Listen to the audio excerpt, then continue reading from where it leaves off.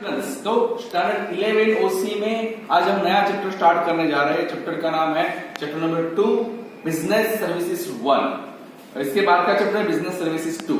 Okay, chapter का नाम ऐसा है बिजनेस सर्विसेज। तो स्टूडेंट्स हम पढ़े थे there are 3 sectors, primary sector यानी कि एग्रीकल्चर रिलेटेड सेक्टर, सेकेंडरी यानी manufacturing industry related sector and third is a tertiary या फिर सर्विस सेक्टर, राइट। तो हमने ऐसा पढ़ा था कि first primary and secondary sector service sector के बिना अधूरा है। तो यहाँ पे सर्विस सेक्टर की बातें होगी, राइट। बिजनेस तो चल पड़ेगा, हमारे पास पैसा है, रॉ मटेरियल है, मशीनरीज है, लेकिन कुछ सर्विसेज है। Without this services business can not run. Services जैसे कि transportation, services of godown, services of banking, services of insurance, right. ये सब सर्विसेज के बिना बिजनेस कभी भी चल सकता नहीं। स्पेशली आज की जो मॉडर्न एज है और इंडस्ट्रियलाइजेशन का जमाना है, तो without this services business can not run. Okay, तो सबसे पहले आज हम पढ़ने वाले हैं इंश्योरेंस। इंश्योरेंस क्या होता है बुक की लैंग्वेज में तो बाद में पढ़ेंगे, लेकिन उससे पहले मेरे लैंग्वेज में, हमारी जनरल लैंग्वेज में समझते हैं इंश्योरेंस। से फॉर एग्जांपल मैं सिंगल बंदा हूं, इंडिविजुअल, राइट, और मेरे एक फैक्ट्री, ओके, उस फैक्ट्री के ऊपर मैंने इंश्योरेंस लिया है। मेरे फैक्ट्री के वैल्यूएशन है 10 लाख की, राइट, और मैंने उसके ऊपर इंश्योरेंस लिया है फैक्ट्री के ऊपर कि फैक्ट्री में आग लग जाएगी, अर्थक्वेक आएगा, फ्लड आएगा, राइट। तो कुछ भी होगा तो मुझे कंपनी, मुझे खर्चा जो लगेगा, मतलब लॉस होगा, से फॉर एग्जांपल पूरी फैक्ट्री डूब गई तो मुझे कंपनी 10 लाख देगी। कौन सी कंपनी? Insurance company. मैं हुआ इंश्योरी, मैंने इंश्योरेंस लिया है मेरी फैक्ट्री के लिए, और जो कंपनी मुझे इंश्योरेंस दे रही है वो है इंश्योरर। मुझे बदले में क्या देना है? मुझे बदले में एवरी ईयर प्रीमियम देना है। प्रीमियम 10,000 भी हो सकता है, 20,000 भी हो सकता है, राइट। अगर मैंने इस साल 2020 में 10,000 रुपए भरे और मेरी फैक्ट्री को कुछ नहीं होता है तो 10,000 गए। दूसरे साल वापस 10,000 भरने, मेरी फैक्ट्री को कुछ नहीं होता है तो 10,000 गए। तीसरे साल वापस 10,000 भरने, राइट। और 10,000 भरने के बाद से फॉर एग्जाम्पल इस साल मेरी फैक्ट्री को आग लगी, और आग लगने से मेरी फैक्ट्री 10 लाख की थी, लेकिन उसको नुकसान हुआ 5 लाख का, तो कंपनी, इंश्योरेंस कंपनी मुझे कितना देगी? 5 लाख। ये है इंश्योरेंस का मेन फंडा, राइट। इंश्योरेंस में जो इंश्योरेंस कंपनी है उसे इंश्योरर बोलते हैं। जो बंदा इंश्योरेंस ले रहा है यानी कि मैं, मुझे इंश्योरी बोला जाता है, राइट। अब देखते हैं इंश्योरेंस क्या है। इंश्योरेंस पहले तो दो पार्टी के बीच कॉन्ट्रैक्ट है, इंश्योरेंस कंपनी और क्लाइंट, यानी इंश्योरी एंड इंश्योरर के बीच में कॉन्ट्रैक्ट है। समझते हैं इंश्योरेंस क्या होता है। Insurance refers to that written contract. Insurance एक ऐसा रिटर्न कॉन्ट्रैक्ट या एग्रीमेंट है, मतलब insurance refers to that return contract और एग्रीमेंट, इसके बीच में बिटवीन टू पार्टीज, दो पार्टी के बीच एक रिटर्न कॉन्ट्रैक्ट है, एग्रीमेंट है, through which the insuree pays premium and is against getting undertaking या फिर guarantee from the insurer that he will be compensated मतलब पैसे देगी as per the risk covered and the amount decided for the financial loss, right। दो party के बीच में, insurer और इंश्योरी के बीच में एक ऐसा कॉन्ट्रैक्ट होगा जिसमें इंश्योरी कुछ प्रीमियम पे करेगी रिस्क के सामने। रिस्क है, होगा या नहीं होगा पता नहीं, राइट। तो उसमें क्या होता है, इंश्योरर इंश्योरी को गारंटी देती है कि अगर आप इतना प्रीमियम हर साल या फिक्स टाइम पीरियड के बाद भरते हो तो आपका जो रिस्क है आग लगने का या कुछ भी हो जाने का, उसके बदले में जो भी रिस्क है, जब वो रिस्क होगा, वो घटना घटेगी और आपका नुकसान होगा तो उतना पैसा मैं आपको दूंगा। एक ऐसा इंश्योरेंस कॉन्ट्रैक्ट है। Insurance refers to that written contract और agreement between two parties through which the insurer pays premium and is against getting an undertaking from insurer that he will be compensated as per the risk covered and the amount decided for the financial loss। Okay, insurance contract को insurance policy बोला जाता है। आपने बार बार सुना होगा insurance policy, insurance policy. Insurance contract को बोला जाता है इंश्योरेंस पॉलिसी। अब है कुछ आज का क्वेश्चन ऐसा है, how does insurance contract differs from general contract. General contract होते हैं, आपने देखे, राइट। तू मुझे 5 लाख रुपए देना, मैं तुझे सेकंड हैंड कार दूंगा, एक जनरल कॉन्ट्रैक्ट। लेकिन इंश्योरेंस जनरल कॉन्ट्रैक्ट नहीं है, एक जनरल कॉन्ट्रैक्ट से कुछ डिफर है। कैसे, समझाओ, या फिर एक्सप्लेन प्रिंसिपल्स ऑफ इंश्योरेंस। ये दोनों क्वेश्चन सेम ही है, दोनों क्वेश्चन के आंसर सेम ही आए। तो there are 4 principle of insurance. Insurance के कुछ प्रिंसिपल्स है जो प्रिंसिपल बाकी अदर कॉन्ट्रैक्ट में नहीं होते, इसीलिए इंश्योरेंस कॉन्ट्रैक्ट बाकी कॉन्ट्रैक्ट से अलग, राइट। कॉन्ट्रैक्ट है उसके कुछ कायदे कानून है, उसके अलावा भी इंश्योरेंस के कुछ प्रिंसिपल्स है जो इंश्योरेंस कॉन्ट्रैक्ट को एप्लीकेबल है। उसमें पहला principle of utmost good faith, इसका मीनिंग कैसा होता है, पूरा फेथ मतलब एक दूसरे के ऊपर विश्वास, इंश्योरी और इंश्योरर दोनों को एक दूसरे के ऊपर विश्वास। अब देखो इंश्योरेंस का मेन ऑब्जेक्टिव प्रॉफिट कमाने का नहीं है, राइट, बट लॉस के बदले में कंपेंसेशन देना है। किसी को एक साथ लॉस हो जाए बड़ा तो इंश्योरेंस कंपनी उसको उसके बदले में फाइनेंशियल कंपेंसेशन देता है, कंपेंसेशन मतलब रिटर्न में कुछ देना। तो इंश्योरेंस का मेन ऑब्जेक्टिव प्रॉफिट का नहीं है, लॉस के बदले में कुछ कंपेंसेशन देना। तो बोल सकते हैं इंश्योरेंस का बेसिक लॉ जो है वो सोशल कंसेप्ट है, ना कि प्रॉफिट वाला कंसेप्ट। तो बोथ द पार्टीज दोनों पार्टी के बीच में एक म्यूचुअल और कंप्लीट एक दूसरे के ऊपर फेथ होना चाहिए। कौन सी दोनों पार्टी, इंश्योरेंस कंपनी और क्लाइंट, यानी कि इंश्योरर एंड इंश्योरी।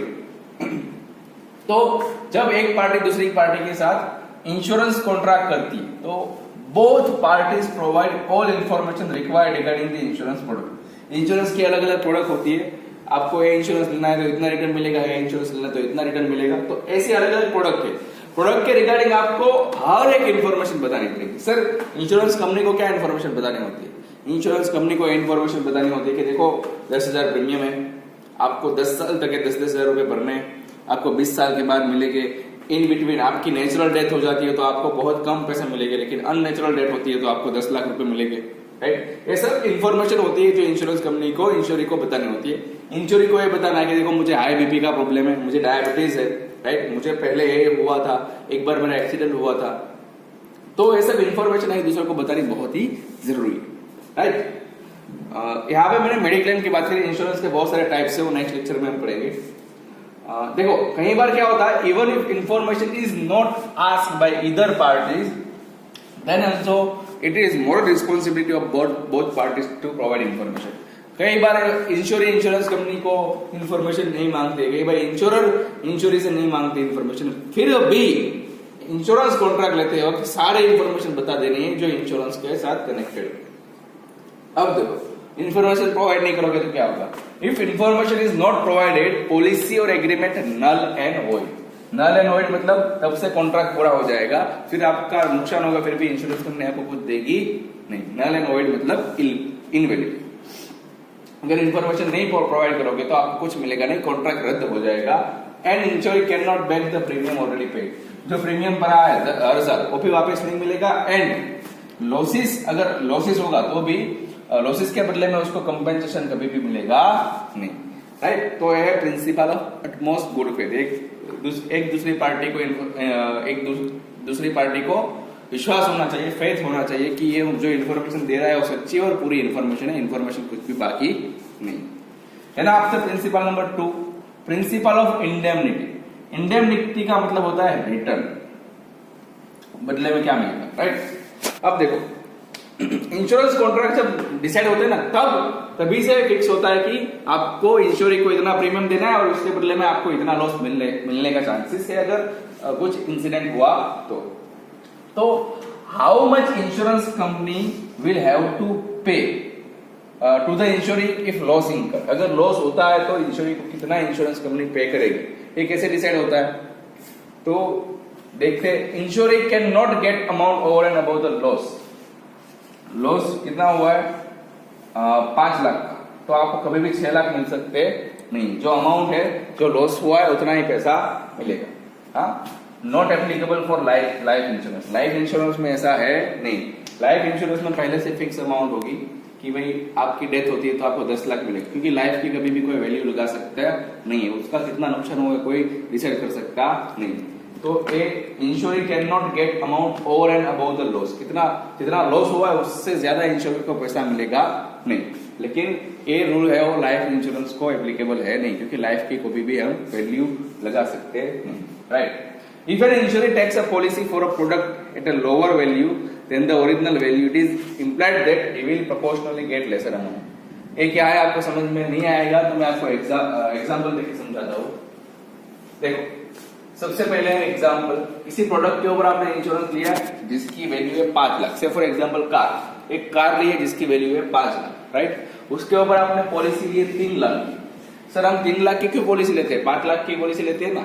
अरे 3 लाख की पॉलिसी लोगे तो आपको प्रीमियम कम पे करना है, 5 लाख की लोगे तो आपको प्रीमियम ज्यादा पे करना है। तो किसी ने पॉलिसी 3 लाख की ली। अब आपकी कार पूरी डैमेज हो जाती है, उसमें कुछ नहीं बचता, राइट। तो इंश्योरेंस कंपनी आपको कितना पैसा देगी, 5 लाख। नहीं, सरासर रॉन्ग है। आपने इंश्योरेंस पॉलिसी 3 लाख की ली थी तो इंश्योरेंस कंपनी आपको मैक्सिमम अमाउंट 3 लाख ही देगी, राइट। अब सेकेंड एग्जांपल, प्रोडक्ट की वैल्यू है 5 लाख, यानी कि से फॉर एग्जांपल कार की वैल्यू 5 लाख, राइट। आपने पॉलिसी ली है 3 लाख की, राइट। एंड कार का नुकसान हुआ है 2 लाख का। अब आपको कितना अमाउंट मिलेगा, 2 लाख नहीं, आपको अमाउंट मिलेगा 5 लाख है तो भाई 3 लाख, 2 लाख है तो कितना, तो 2 lakh multiple bye 3 lakh divided 5 lakh, मतलब प्रोपोर्शनेट अमाउंट मिलेगा 1,20,000। सर मेरा नुकसान तो 2 लाख का हुआ था।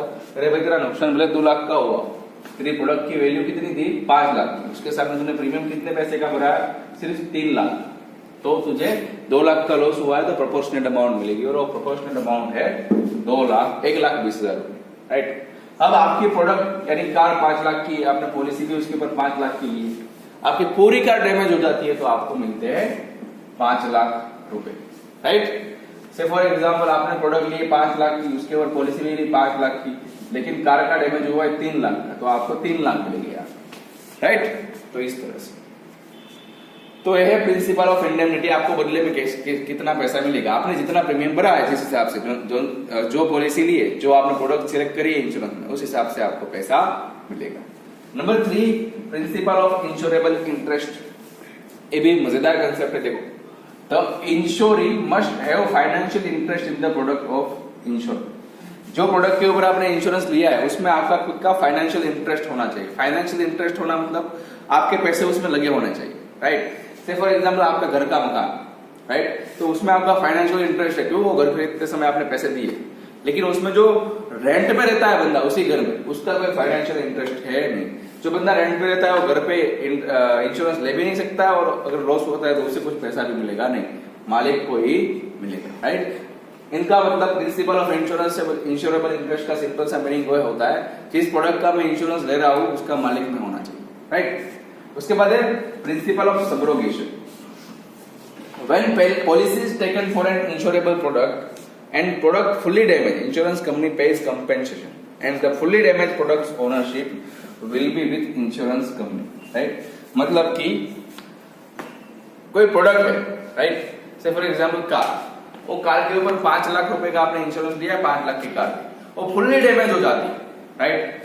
तो प्रिंसिपल ऑफ सबरोगेशन के तहत इंश्योरेंस कंपनी आपको 5 लाख रुपए दे देगी, लेकिन 5 लाख देने के बाद डैमेज हुए कार किसको देनी पड़ेगी, इंश्योरेंस कंपनी को। उसका मालिक कौन हो जाएगा, इंश्योरेंस कंपनी। फिर वो डैमेज हुई कार को रिपेयर करके वापस से बेच दी या उस कार को भंगार में दे दी, वो आपको देखना नहीं, समझे क्या, कि एक बार इंश्योरेंस कंपनी ने आपकी प्रोडक्ट जो है उसका नुकसान हुआ है उतना पैसा दे दिया, फिर वो प्रोडक्ट का मालिक कौन हो जाएगा, insurance company. This is not applicable to life insurance corporation, life insurance contract, life insurance, right. Principle of subrogation life insurance को कभी भी लागू होगा नहीं। क्यों, से फॉर एग्जांपल किसी की डेथ हो जाएगी, इंश्योरेंस कंपनी ये बोलेगी भाई इसकी डेथ के ऊपर 50 लाख का इंश्योरेंस था, ये लो 50 लाख रुपए और लाश दे दो हमें, नहीं, ऐसा नहीं होता, राइट। तो लाइफ इंश्योरेंस के ऊपर ये प्रिंसिपल ऑफ सबरोगेशन अप्लाई होता नहीं, सिर्फ और सिर्फ लाइफ इंश्योरेंस के अलावा जो इंश्योरेंस है उसके ऊपर ही अप्लाई होता है। तो स्टूडेंट्स कहते 4 principle of insurance, most important question.